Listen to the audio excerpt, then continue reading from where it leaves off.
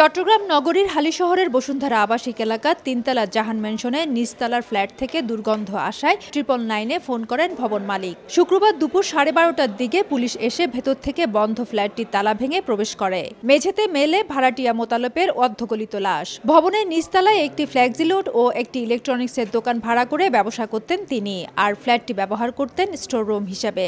আমাদের সাথে ওনাদের ওই ভাড়াটিয়া আর বাড়িওয়ালার সম্পর্ক, সো আমরা ওনার সম্পর্কে আর তেমন কোনো তথ্য জানি না। বিধি মোতাবেক যে কার্যক্রম সেটা করে আমরা সুরতকাল করলাম। এখন আমরা পোস্টমর্টমের জন্য লাশ চিটং মেডিকেলে পাঠিয়ে দিচ্ছি। স্বজনরা জানায় গত 10 জুন সকালে বাসা থেকে বেরিয়ে যাওয়ার পর আর খোঁজ পাওয়া যাচ্ছিল না মোতালেবের। পরে 12 জুন হালিশহর থানায় নিখোঁজের সাধারণ ডায়েরি করে তার স্ত্রী।